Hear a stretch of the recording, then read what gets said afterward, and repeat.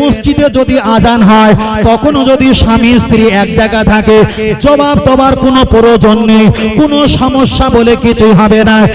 এক দ্বিতীয় নাম্বার হলো আপনি দেখা যায় ঘরে আছেন, একদিকে যে ঘরে থাকেন ওই ঘরে কোরআন শরীফ আছে, ওই ঘরে কাবা শরীফ আছে, ওই ঘরে মদিনা শরীফ আছে, ওই ঘরে মক্কা মদিনার ছবি আছে, ক্যালেন্ডার আছে, ওখানে আল্লাহর কালামুল্লাহ কোরআন শরীফ রাখা আছে। স্বামী আর স্ত্রী যদি ওই ঘরে রাত যাপন করে কোনো সমস্যা নেই, কোনো অসুবিধা নেই। তবে একটা কথা খেয়াল রাখতে হবে, যে ঘরে কোরআন আছে ওই ঘরে অডিও ভিডিও এফএম রেডিও গানের বাজনা চালানো চলবে না, চলবে না, চলবে না। চলেন আমি আপনাকে বোঝাতে চেয়েছি, তাহলে যে ঘরে কোরআন থাকে ওই ঘরে স্বামী আর স্ত্রী যদি ওখানে থাকে কোনো সমস্যা হবে না। তৃতীয় নাম্বার চলেন একটাবার বলা যাক, হাদিসটা বুখারী শরীফে এসেছে। আল্লাহ নবীর স্ত্রী আমাদের আম্মা জান আয়েশা সিদ্দিকা রাদিয়াল্লাহু তাআলা আনহা তিনি বর্ণনা করে বললেন, ও মদিনার মেয়েরা জেনে রেখে দাও, আমার যখন হায়েজ হতো, আমার যখন দেখা যায় ঋতুবতী হতো, আমি বিছানার উপরে ঘুমিয়ে থাকতাম, আমি শুয়ে থাকতাম, আর তোমার নবী আমার বিছানার পাশে নামাজ পড়তো। এমনকি নবী যখন নামাজ পড়তেন ওয়াসজুদু লিল্লাহ আল্লাহর নামে যখন সেজদা দিতেন, ওয়ারকাউ মার রাকিন আল্লাহর নামে যখন রুকু দিত, তোমার নবীর ওন্নাটা আমার গায়ে লাগতো। আবার যখন সেজদা যেতেন আবার আমার গায়ে লেগে যেত, আবার যখন উঠতো তখন আমার গায়ে ওন্নাটা লাগতো। তাহলে এখানে আমরা পরিষ্কার বুঝতে পেরেছি আম্মা জান আয়েশা সিদ্দিকা রাদিয়াল্লাহু তাআলা আনহা উনি ঋতুবতী অবস্থায় নবী তার খুব গায়ে গায়ে নামাজ পড়তেন। তাহলে এখানে প্রমাণ হয়ে গেল স্বামী আর স্ত্রী যদি ঋতুবতী হয়, স্ত্রী স্বামী যদি তার সঙ্গে যদি থাকে, নাপাকি যদি না লাগে, আপনি উঠে নামাজ পড়তে পারেন। বিছানা যদি পবিত্র থাকে তার পাশে আপনি নামাজ পড়তে পারেন। কিন্তু আমাদের সমাজে একটা বিধি ব্যায়াম আছে, একটা অশিক্ষিত ব্যাপার আছে। যদি কোনো মেয়েদের ঋতুবতী হয় ওদের চাল নিয়ে উনানে যেতে বারণ করে, গাছে পানি দিতে বারণ করে, এমনকি টাকা পয়সা হাত দিতে পর্যন্ত বারণ করে না, করে না, করে। এটা হলো সম্পূর্ণ ভুল কথা। আম্মা জান আয়েশা সিদ্দিকা রাদিয়াল্লাহু তাআলা আনহা বর্ণনা করলেন, তোমার নবী নামাজ যখন পড়তেন তখন আমার গায়ে ওন্না লাগতো। আপনি বলেন কেউ যদি ঘুমায় আর নামাজ পড়ার সময় গায়ে যদি ওন্না লাগে বারবার, কাছাকাছি নামাজ পড়ছে না দূরে? কাছাকাছি। এবার পরে একটা হাদিস এসেছে, এই হাদিসটা হলো ইসলামের প্রথম যুগ, ইসলামের প্রথম যুগ। যেমন একটা ছোট করে বলি, এখন কোন মায়েরা হজ পাকে যাবে, এখন হজ পাকের এমন একটা টিকিট এসেছে, এমন একটা ডেট এসেছে, মানে হজের এমন একটা ডেট এসেছে।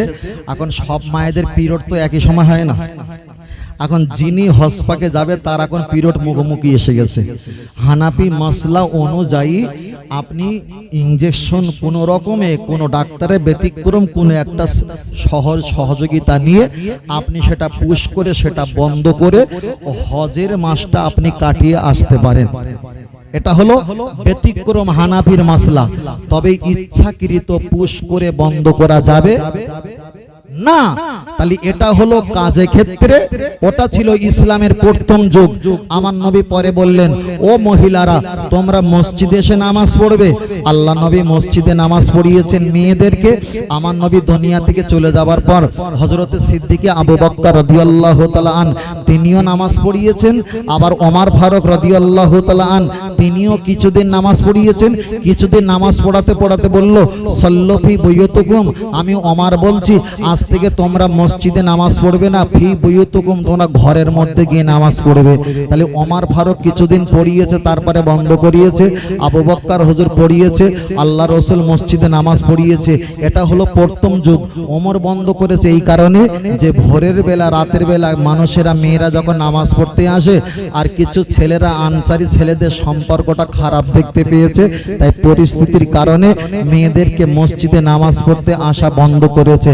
তাহলে এক যুগে ছিল জায়েজ, আবার পরে যখন খলিফা যখন চলে আসলো তিনি পরিস্থিতির কারণে সেটা নিষেধ করে দিয়েছে। সবাই দলবদ্ধ হয়ে আম্মাজান আয়েশা সিদ্দিকার কাছে গিয়ে বলছে, আম্মাজান নবী নামাজ পড়িয়েছে, আমি মহিলা, আমাদের আবু বকর নামাজ পড়িয়েছে, আমরা মহিলা, আমাদের পড়িয়েছে, ওমর ফারুক বারণ করার কে? আপনি কি বলছেন বলেন?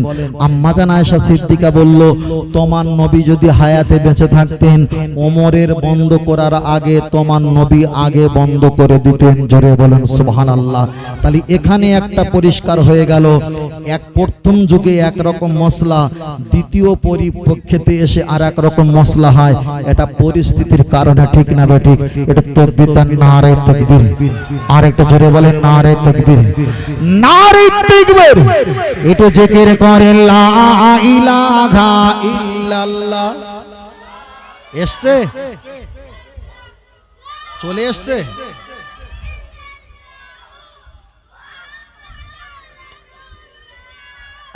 চলে আসো, দেরি কর না। হ্যাঁ হ্যাঁ, আমি আবার এদিকে ঠেলে দিলে ওদিকে আবার রাত ঠেলে যাবে, তাই না? আল্লাহ আকবার, আল্লাহ আল্লাহ আকবার, আল্লাহ। তাহলে আর একটা গজল হবে, তাই তো? হ্যাঁ, আর একটা হবে। ও সে ফুলের গজল রাকিউল ভাই তো বলেছ তো, ওই ফুলের গজল একবার হোক দেখি। ভাই চলে গেছে না আছে? চলে গেছে? কিরাম চলে গেল?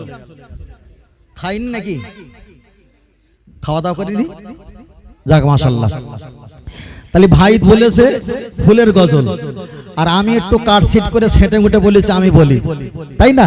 মাশাআল্লাহ। তাহলে তাকবীর দিন, নারে তাকবীর। তাহলে একটা ফুল হাতে দাও, ফুল হাতে দাও, ভালো লাগবে না?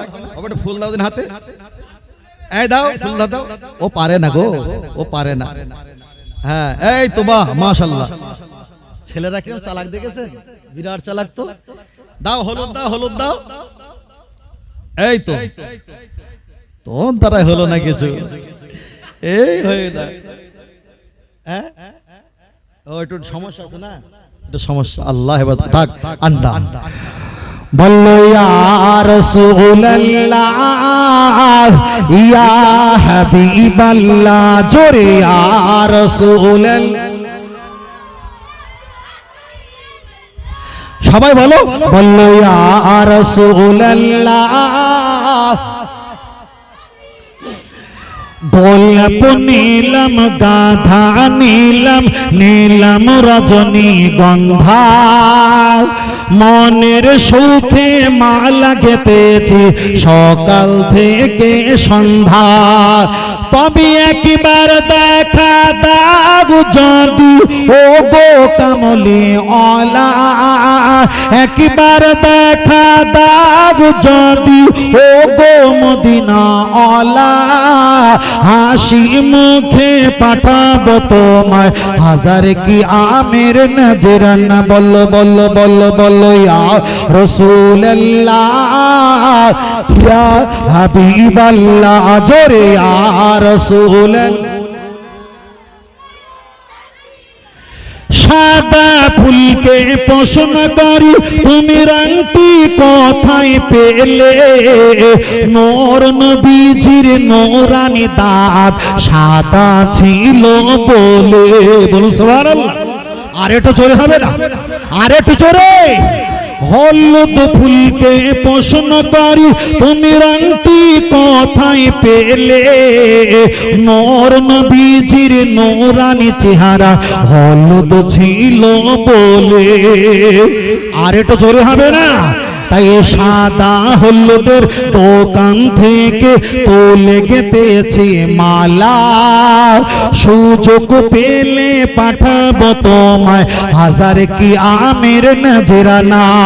তবে একবার দেখা দাও যদি ও গো কামলি ওয়ালা, একবার দেখা দাও যদি ও গো মদিনা ওয়ালা, হাসি মুখে পাঠাবো তোমায় হাজার কি আমের নজরানা। বলো বলো ইয়া রাসূলুল্লাহ, আরো জোরে ইয়া রাসূলুল্লাহ।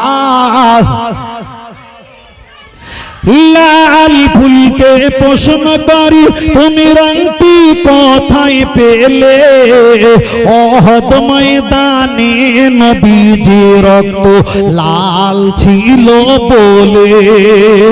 আর একটু জোরে হবে না, আর একটু জোরে। সবুজ পাতার প্রশ্ন করি তুমি রংটি কোথায় পেলে জান্নাতি ঘুরে নারীর পোশাক সবুজ থাকবে বলে। তাই লাল হলুদের সাদা সবুজের দোকান থেকে তুলে গেতেছি মালা, সুযোগ পেলে দাঁড়িয়ে পাঠাবো হাজার কি আমের নজরানা।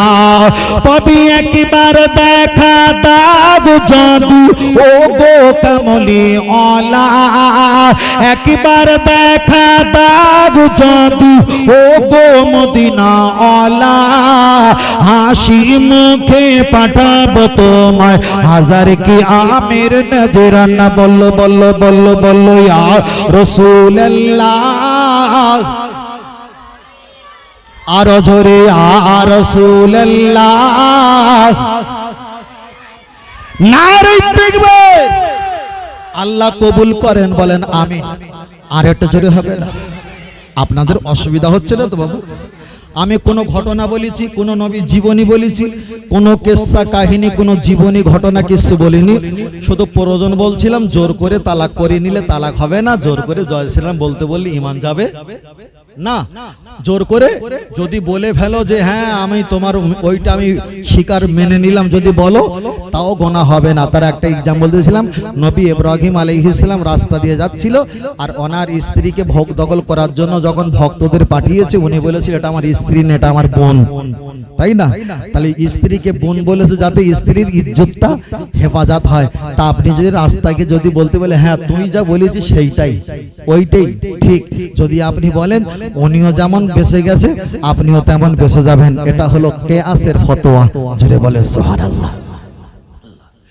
চলেন আমি আপনার কাছে বোঝাতে চেয়েছি, বিষয়টার আর বেশি লম্বা করব না, সময়টার বেশি নেই। তবু আমি আপনার কাছে একটি কথা বলতে চেয়েছি। একদিকে বলেছি নবী সম্পর্কে, একদিকে বলেছি পীর মাশায়েখ সম্পর্কে। লক্ষ্য করে দেখা যায় আল্লাহর কোরআন জানিয়ে দিয়েছেন ওয়ালা তাকুলু লিমান ইউকতালু ফি সাবিলিল্লাহি আমওয়াত বাল আহইয়াউ ওয়ালাকিন লা তাশউরুন। আল্লাহর কোরআন জানিয়ে দিয়েছে যারা দুনিয়া থেকে মৃত্যুবরণ করেছে, আমি আল্লাহ আমার রাস্তা যারা মৃত্যুবরণ করেছে ওদেরকে তোমরা মৃত বলো না, মৃত বলো না, বাল আহইয়া ওয়ালাকিন লা তাশউরুন। আমি আল্লাহ ওদের কবরে টাটকা রেখেছি, যা পৃথিবীর কোনো ব্যক্তি জানে না, জানে না। তাই আমি আপনাকে বলছি কাটার দাম বেশি না গোটার দাম বেশি? কাটার দাম বেশি না গোটার দাম বেশি? কাটার দাম বেশি। এখন 1 কেজি মুরগি কিনলে আপনাদের এলাকা নেয় 130 কিংবা 40, ধরে নিলাম 150। এখন মুরগিটা যদি কেটে বিক্রি হয় নিম্ন সংখ্যা 150 জায়গায় নেবে 200, তাহলে কাটা হলো 150, গোটা হলো 150 আর কাটা হলো, আমরা কাটা না গোটা।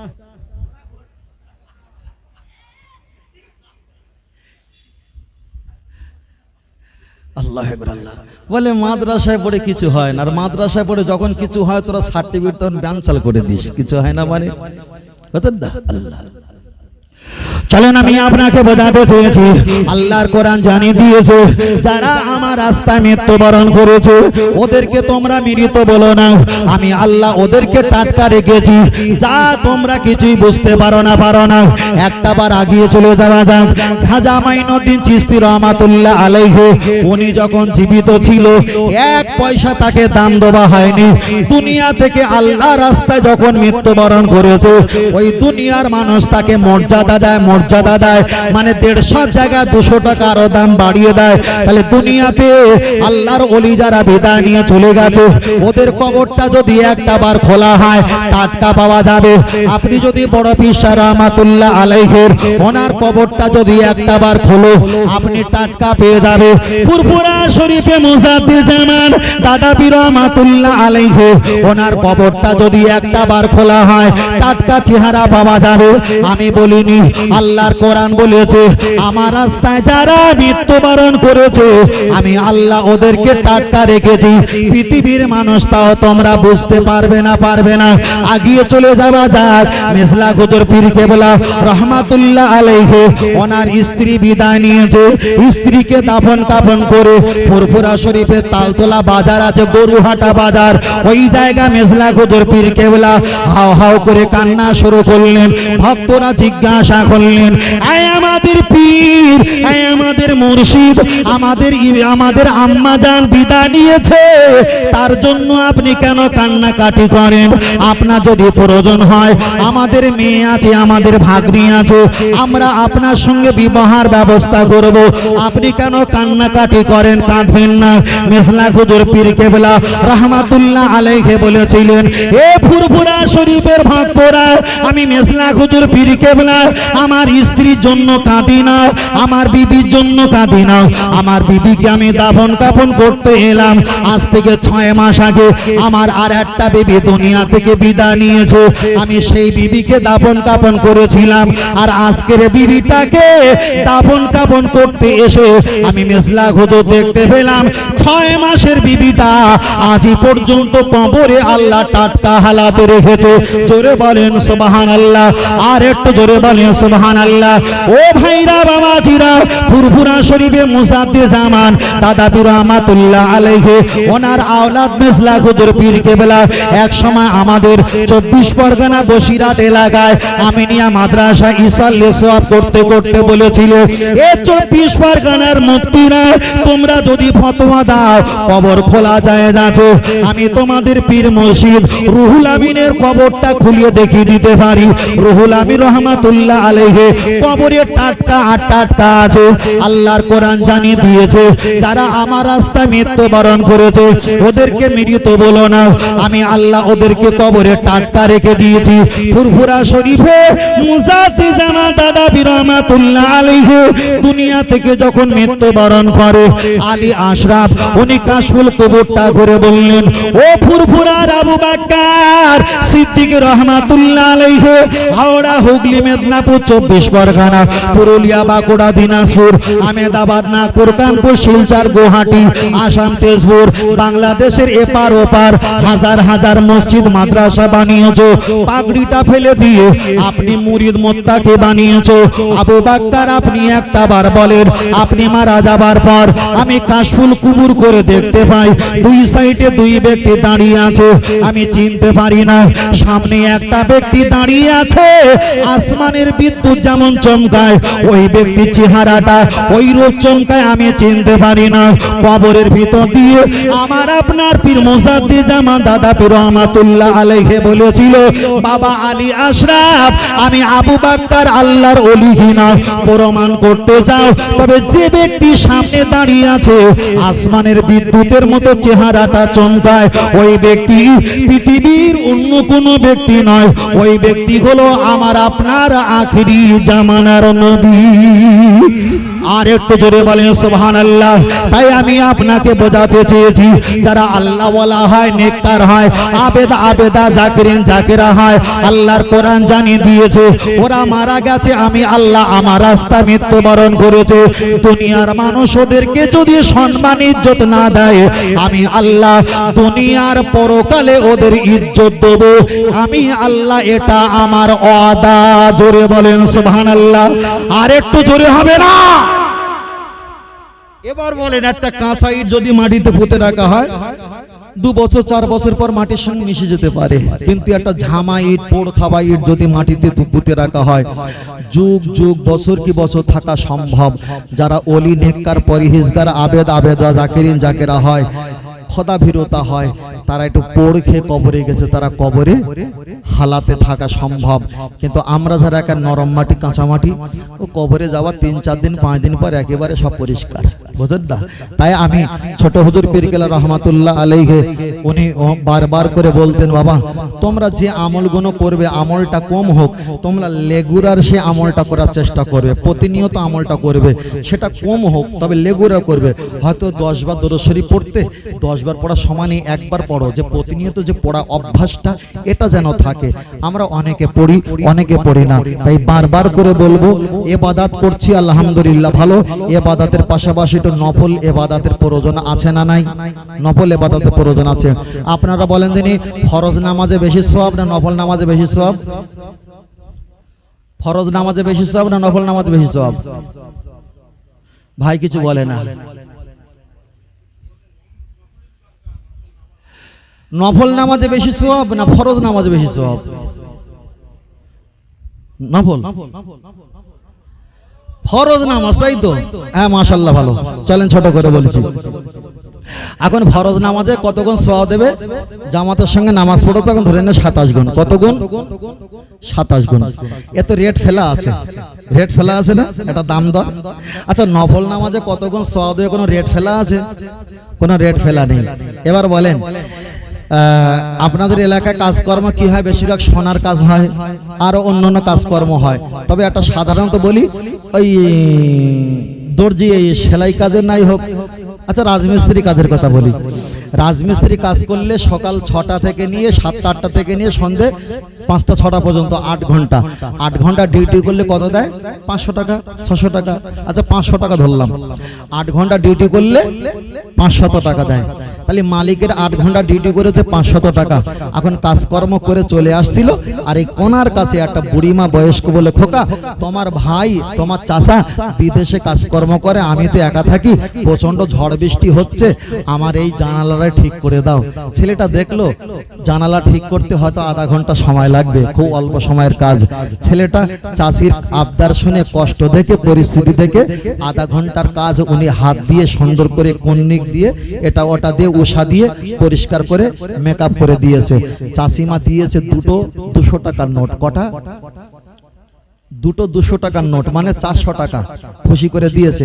বলেন মালিকের হুকুম পালন করেছিল 8 ঘন্টা, কত দিয়েছিল? 500 টাকা। আর চলে আসার পথে নফল স্বাধীনতা, নিজের স্বাধীনতা করতে পারতো নাও করতে পারতো, ঠিক না বেঠিক? করতে পারতো নাও করতে পারতো, কিন্তু এই স্বাধীনতার কাজটা তিনি আধা ঘন্টা করেছে, পেয়েছে কত? 400 টাকা। আপনি বলেন মালিক বেশি দিয়েছে না এই নফল বেশি দিয়েছে? নফল বেশি দিয়েছে না? তবে ফরজ নামাজ না মালিকের হুকুম না পালন করে আপনি ছোট কাজ পাচ্ছেন না। আগে তো মালিকের হুকুম পালন করতে হয়, আগে তো আল্লাহর ফরজ নামাজ পড়তে হয়, তারপরে তো সুন্নত নফল আসে। তাহলে আপনি যে ডিউটি করছেন, আল্লাহর ইবাদত করছেন, এ ফরজ নামাজ পড়তে হবে। বেশি বেশি আল্লাহকে খুশি করতে গেলে নফল নামাজ, নফল দান, নফল রোজা, নফল সাদকা, নফল তসবিহ, নফল জিকির আজগার বেশি বেশি করতে হবে। তারপরে আল্লাহকে খুশি আরো বেশি করা যাবে। জোরে বলেন সুবহানাল্লাহ। আর একটু জোরে হবে না সুবহানাল্লাহ? আর একটু জোরে বলেন সুবহানাল্লাহ। তাহলে আর একটা গজল হবে, তাই তো? ছেলেরা গজল পাগল। আমার হায়াতও শেষ, মনে হচ্ছে হায়াত শেষ হয়ে গেছে 15 মিনিট, তাই এখন স্টার্ট চলছে। তাহলে একটা গজল হোক বাবু ছোট করে। আলহামদুলিল্লাহ।